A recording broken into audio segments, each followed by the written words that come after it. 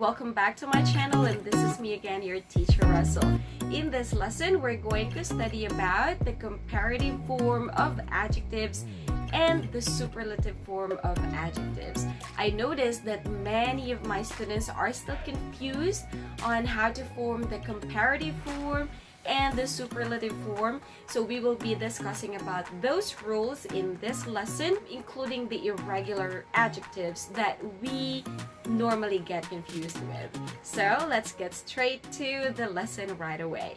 For example, the word nice. There's only one syllable, nice. So if we're gonna make it in a comparative form when comparing something from something else, so we will add R at the end of the word, so nice becomes nicer. Let's use it in a sentence. This lipstick is nicer than this lipstick. So you're comparing two things. So the rule is, again, if it's just one syllable, just add R at the end of the word. I hope you got that. Another example, the word cute. So what do? We add R at the end, so cute becomes cuter. Let's use it in a sentence one more time. This pen is cuter than this pen. Cute becomes cuter. Okay, so that one syllable is very easy, right? But what happens if the adjective is two syllables? What will happen to the rule? The rule is you have to remove the letter Y and then replace it with IER at the end. So for example, the word pretty. So that word has two syllables. Pretty, it ends in Y. Therefore, let's remove that Y and add IER at the end. So pretty becomes prettier. For example, Anna is prettier than Maria. Prettier. But what if the word does not end in Y? So the rule is you have to add more before the adjective. For example, the word loving.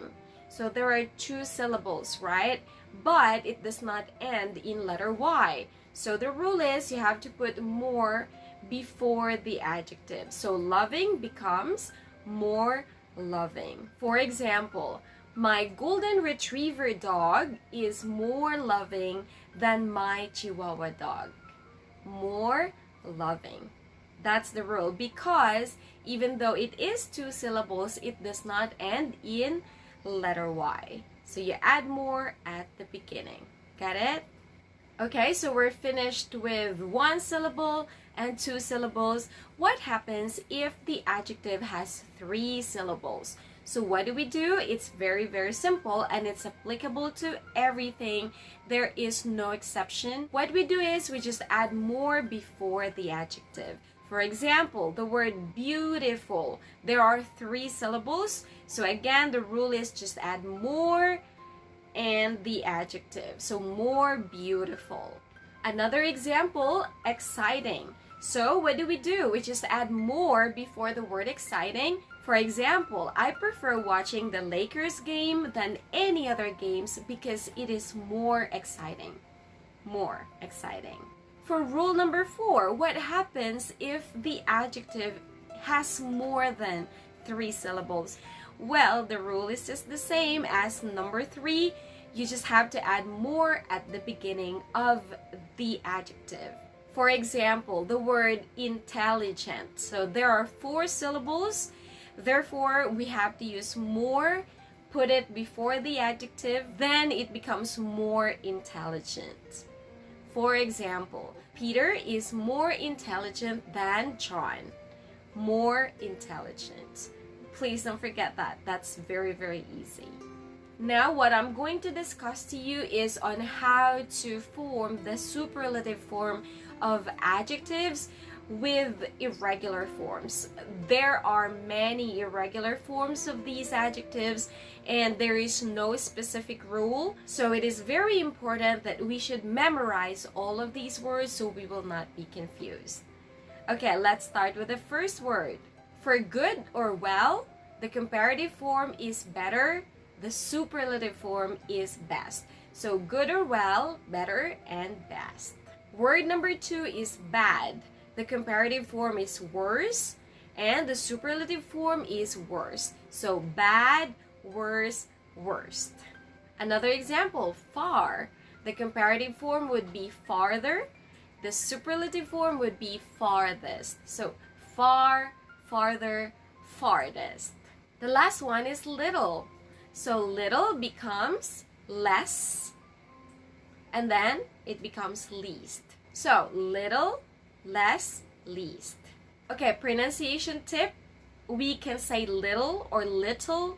It's up to you. But the standard American way of pronouncing it would be little. Little, little. Practice with me. Little, little, little.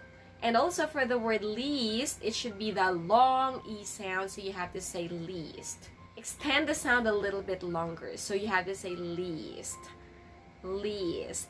Okay. Now let's have some sample sentences. Number 1, let's use better in a sentence. Example, you are better at dancing than me.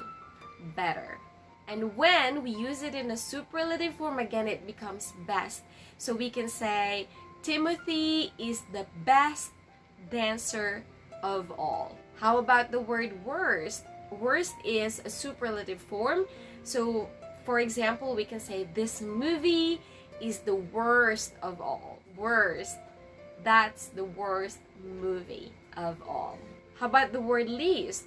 I have the least number of subscribers among all of my friends. Okay, least. Okay, so here's the thing. Some people are quite confused if which one is correct. Is it more handsome or handsomer? Or handsomest? Actually, both are correct, but handsomer or handsomest are kind of obsolete. So these days, the most common way of saying the comparative and the superlative form is more handsome and most handsome. For example, my husband is the most handsome guy in the whole wide world. Most handsome. Okay, so I guess that's it. This is a very, very simple lesson for you again today, but I think some of you might still be confused about these rules, so I hope that this lesson is beneficial for you, and I hope that you learned a lot from this again today. Next week, we will be talking about perfect tenses. I know that's very confusing too, but yes, for today, that's the end of our lesson. And if you're new to my channel, go ahead and click that subscribe button and hit that notification bell so you will be updated with all of my new uploads. Take note, I upload videos every Sunday. That's 8 p.m. Philippine local time. Well, that's it. Thanks for your time, and I'll see you again next Sunday. Have a great day. Bye.